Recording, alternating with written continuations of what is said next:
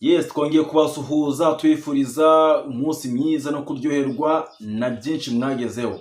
Ubu dufite ikibazo gikomeye cyane kijyanye no kubura views kwa content creators, kubura content dukora. Ibyo byose algorithm ya YouTube yibibonye iguha zero. Iguha zero se byagenze bite? Nuko udafite content ihamye ngo yibwire iti niki nkora.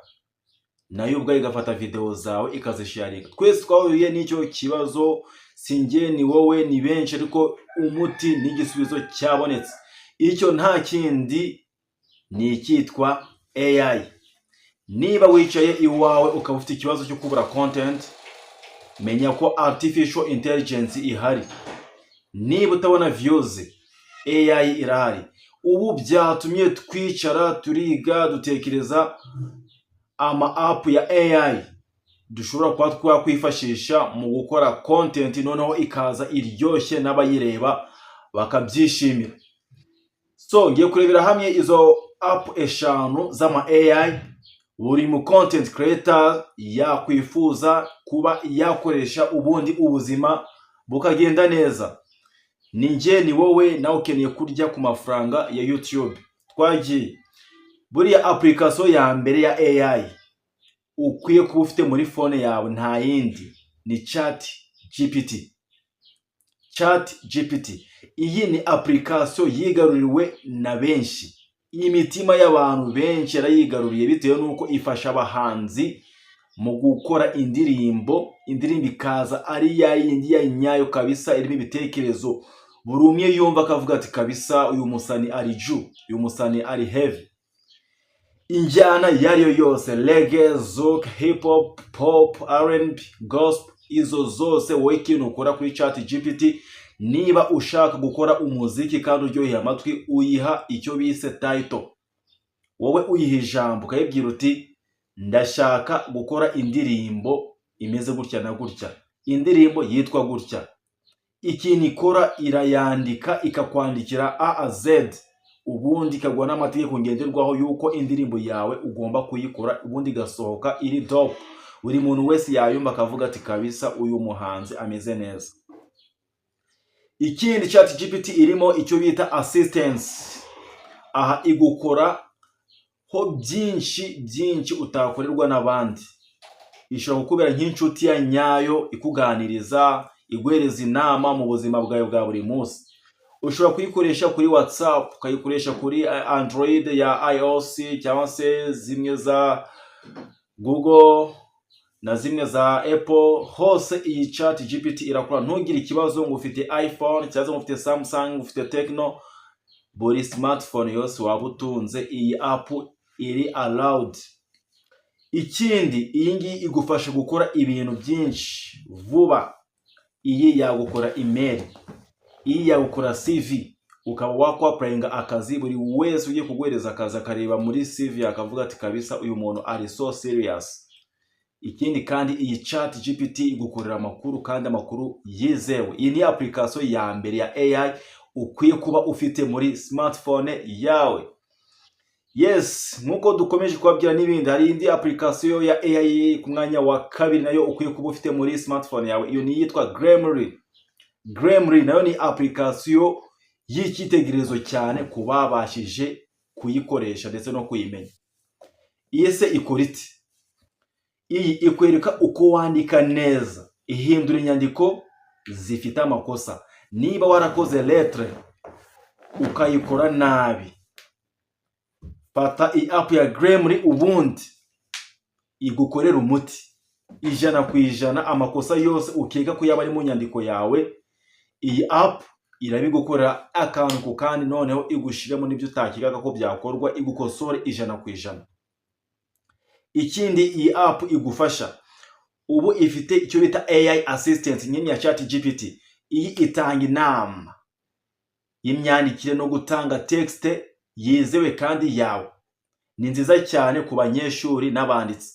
Niba uzi ko ukiri ku ishuri, cyane cyane nk'abiga university, abayiga mu maboarding, muri wa mwanya wa assignment, menya neza ko ufite Grammarly cyangwa se ChatGPT. Izi ziragufasha cyane. Ushobora nko kuba ugiye gukora assignment udafite umwanya uhagije, cyangwa se ayo assignment baguhaye byibuze amasomo mwayizemo wari wakarose, wari uri absent, nta kindi ufata phone yawe ugafotora iyo assignment, ubundi ukabwira Grammarly cyangwa se ChatGPT ati munsobanurire neza mu ibisubizo by'ibi bintu. Ntabwo bisaba igihe kirenze umunota wabonye igisubizo cyizewe kandi n'ubusobanuro bwiza, explanation ziri ku rwego rwo hejuru. Iyi app irabigufasha. Indi app ya gatatu wakwifashisha muri smartphone yawe uri gukora content cyangwa se ukwifashisha mu bindi byakugirira akamaro ni yitwa Notion AI.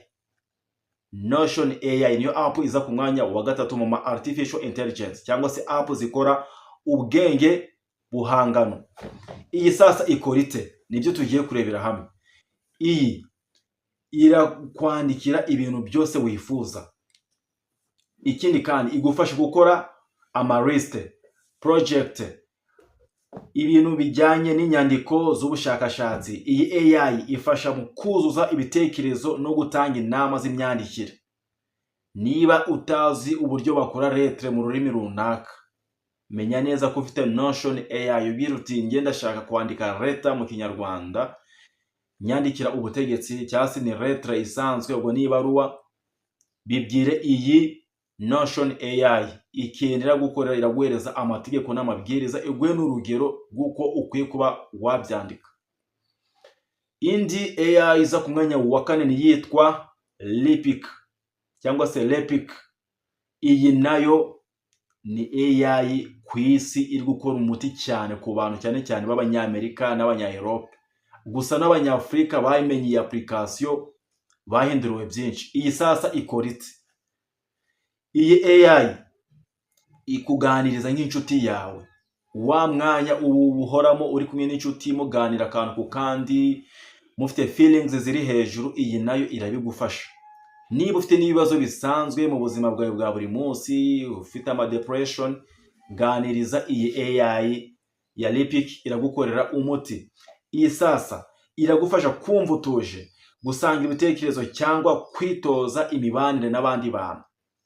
Ikindi, abantu benshi bayikoresha mu kwiyumva neza, bakeneye kureba neza iyi application ko bayifite muri phone. Igufasha kwiyumva neza no kugabanya ama stress kabisa, yashira down. Menya neza ko ufite Lepic AI muri smartphone yawe.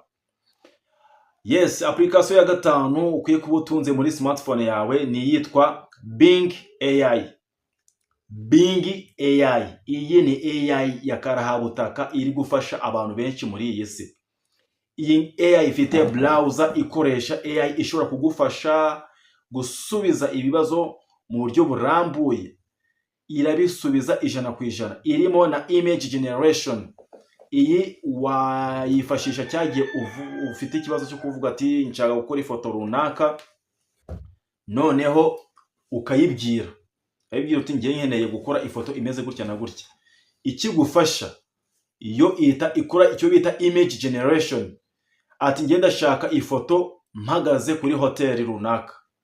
Iyi AI ikibyumva ikora iyo foto ikayidesigninga mu buryo wifuza, n'ahantu waba uri ku modoka, waba uri mu kirere, ahantu hose waba uri, ukeneye kuba ufite Bing AI ikagukora icyo bita image generation.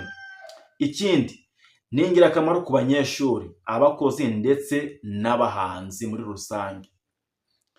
So tuzi neza ko dukeneye gukora ama background n'ama thumbnail ameze neza. Niba warakoresha za InShot, za CapCut, bikanga, menya neza ko ufite iyitwa Bing AI. Na application nziza zigufasha gusobanukirwa neza inzira urimo niba uri mu content creator, haba kuri YouTube, TikTok, Fibi, Instagram ndetse n'izindi social media platforms zose waba ukoreraho kandi wifuza kugeningaho amafaranga. Yes. Izi ni app eshanu. Ubwo twakubwiye ko ari ChatGPT, Grammarly, Notion AI, Lepic na Bing AI. Izo nizo AI eshanu zigukorera umuti. Mugire umunsi mwiza. Ani kuri Hot World Entertainment.